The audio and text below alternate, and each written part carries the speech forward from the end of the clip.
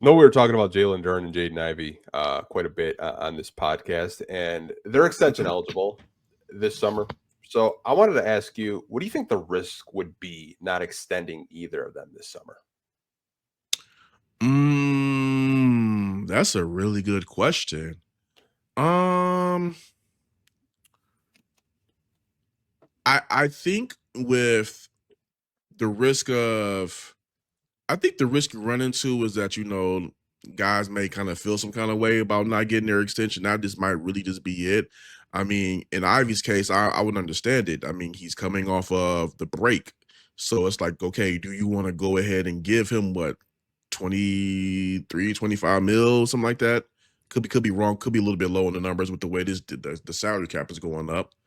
But do you really want to give him that much money and you not know how he comes back off of that leg break? I mean, heck, I think we've seen that with the Lions. I mean, we believe Aiden Hutchinson is going to get his deal, but he didn't get extended yet, and why? Leg break. With Duren, it's going to be more so like, I think Duren is the one that could really be the one where he could be like disgruntled by it, like, hey, I'm doing all I can. I have not really been put in the best position to succeed. I'm doing what's asked of me, but I haven't really had that continuity. I'm still young, work with me. But again, do you believe that there is still much more to grow from Duren's ceiling, where he can become even better, or do you feel like he's capped out on it and it's like, okay, we're gonna just wait and roll the dice before we decide to give you that back? So I think the risk they run is probably a disgruntled Duren. If I were just guessing, not saying I know anything, I was saying if I'm just guessing, maybe Duren might feel some kind of way about it. Whereas Ivy, I could see Ivy more so using it as a chip on his shoulder. So that was one way to look at it, and I thought that was the avenue you would go down.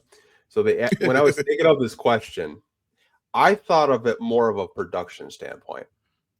So let's just use an example. Let's say Jaden Ivey next season averages like 22 points a game, Yeah. and the Pistons don't extend him this summer. Those are his stats going into next season.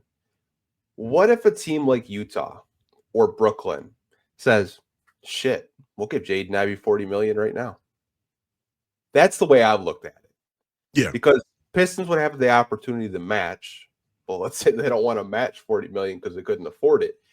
My thinking is they might regret not extending either one of these guys if they go into next season and they develop the way that developed this season, Hmm. and they're on a trajectory where you're like, wow, these players have really figured it out. JB has really developed them. They're just playing really good ball. Like, if you just let both of these guys go to restricted free agency and they don't have a deal and they're not locked up, I mean, you could have other teams kind of sniffing around, kind of how we talked about Santi Aldama. Like, he's a restricted free agent. Teams can, throw him in the bag, and Memphis has the opportunity to Make it match real, for make that. it make life real tough on you.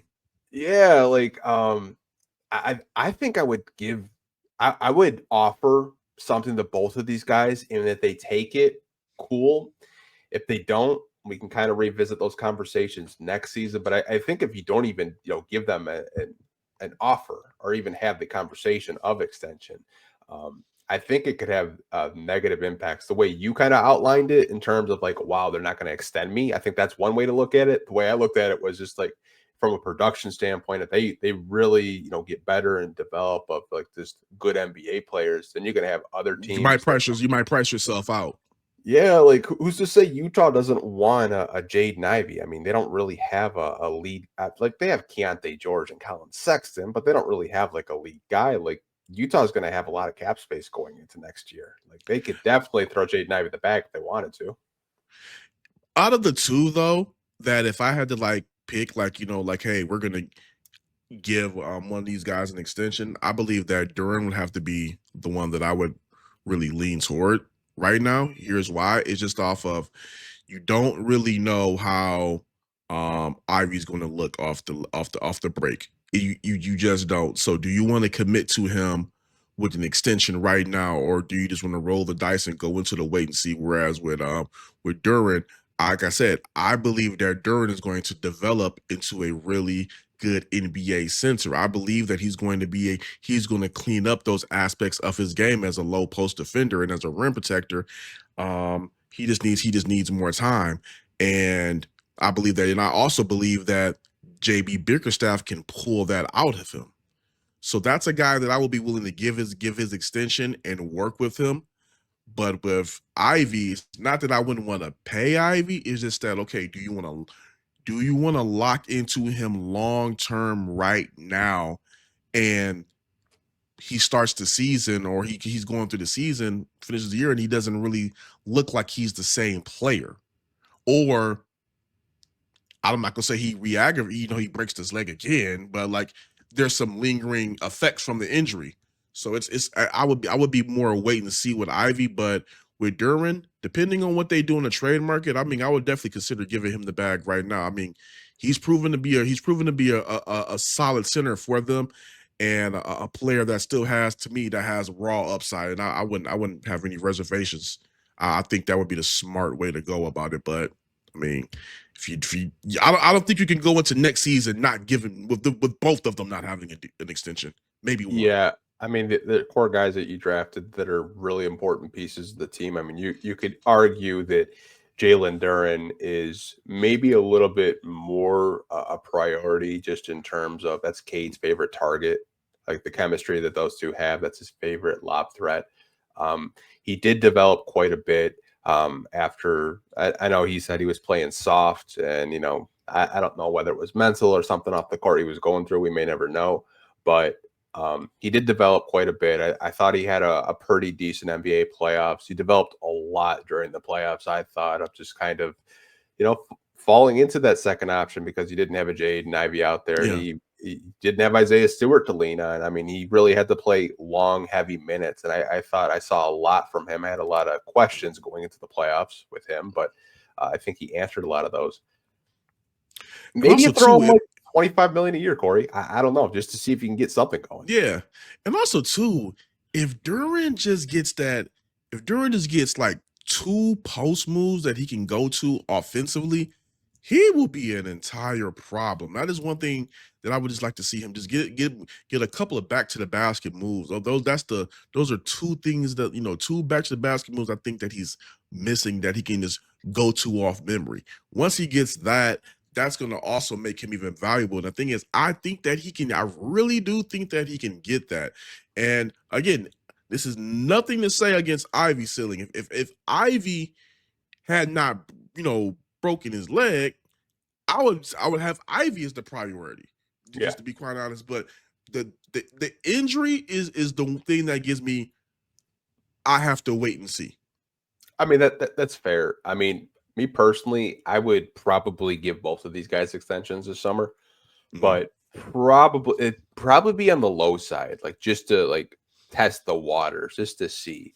And it might piss them off too. Like I would like the most I'd probably pay Ivey right now is like maybe 26 million a year just to kind of see, because like if he doesn't produce the way I think he is, I think 26 million a year is a very movable contract.